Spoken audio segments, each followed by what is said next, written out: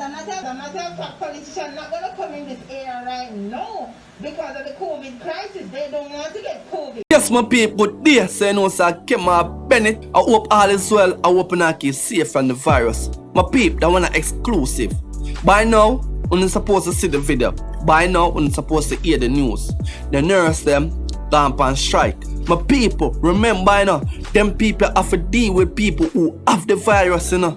And you're gonna say, if them catch it, them have to wait for a ventilator. Them have to wait like any other people. And them are frontline workers. Them have put themselves in a danger. And you not do that. My people, it really touching. My people, the reason for this, the government said, if any frontline workers them catch a virus, them are gonna be treated the same. And then the type of work where them are put in, them not get paid for it. My people, me no want to keep on. But we just check out the video and then we'll come back. It's heartrending. What is happening? Let me take each of them in turn. This depressing. Tell me why depressing.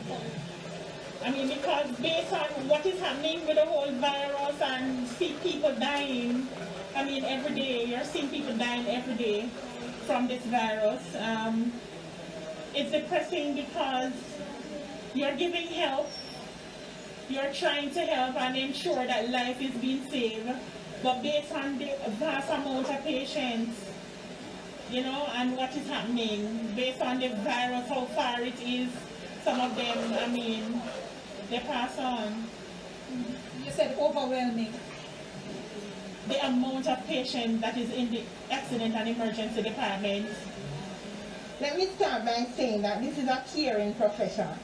So with the current COVID spike, you have to come out and do your best anyway.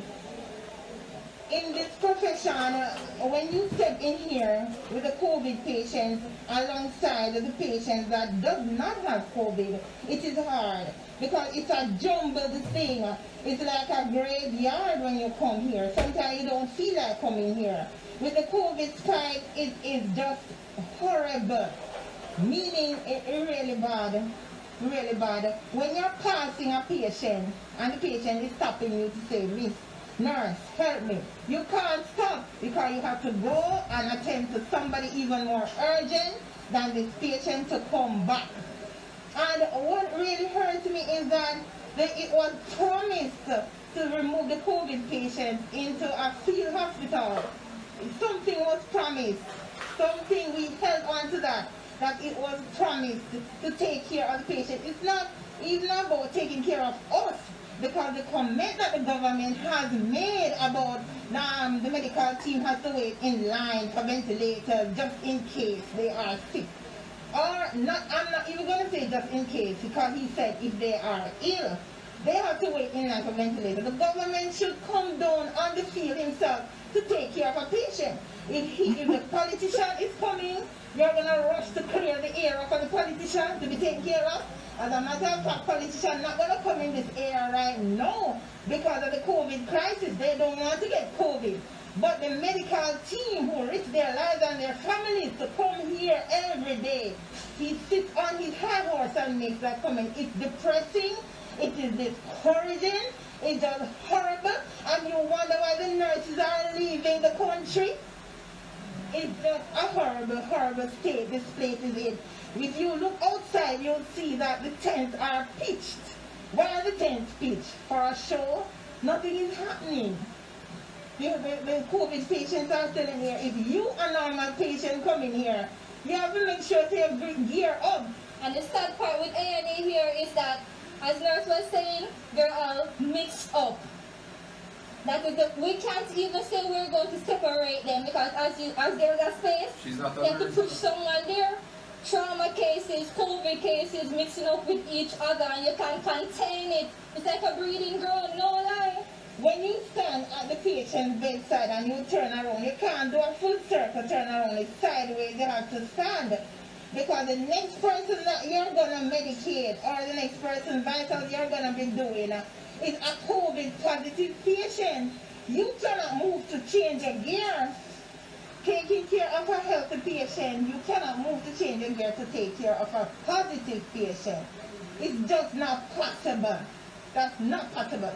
And therefore you have to keep going on with between the rails, between the bed rail, between the wheelchairs, bouncing on the patient, COVID positive, and then going to the healthy patient, meaning that they don't have COVID. Because anybody come to hospital, they are really not healthy, that's why they don't come. I'm talking about if the patient is positive or not.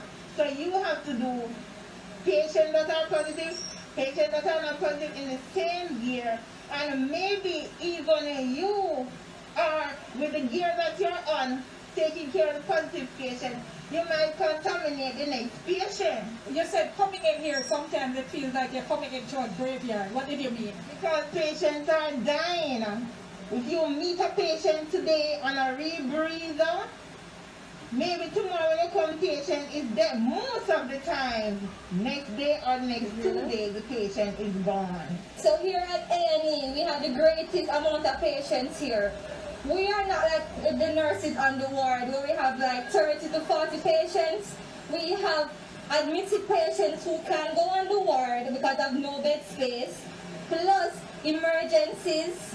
So the workload at A&E right now is the greatest compared to nurses on the ward. The workload is very hectic here. It's unbearable right now. If I work a 16-hour shift, the next day I feel like I can't come to work, to be honest. And at A&E you're on call. So if I say I'm coming tomorrow and I'm doing one shift, I have to stay the entire day if a nurse calls in. Everybody is tired to the point where we are snapping at each other. We are. But then, after a while, we get back, we regroup, and we say, we ask for, we make apologies, and this is how it is. We are all in this thing together, but we're snapping at each other. That much I can tell you. Yes, my peep, by now I'm supposed to see what I go on, supposed to hear what I go on. My peep, like I say, it's a very distressful situation, and none of them now go on the battlefield. But yes, still, the people them who up on the battlefield, you gotta make decision for them. You gotta tell them, say, if them catch a virus, them have to wait like the other people them, and them have to deal with the people with the virus. My peep, that's not right. If you feel, say, you can make decision for people who up on the battlefield, go up on the battlefield too. Feel what them a feel. See what them a see. Feel them pain.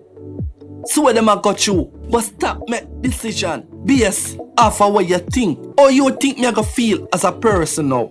For hear that. My people, here we go. Just leave a comment in the comment section, alright? And don't forget, subscribe to my YouTube channel and follow me up on Facebook, alright? I'm out.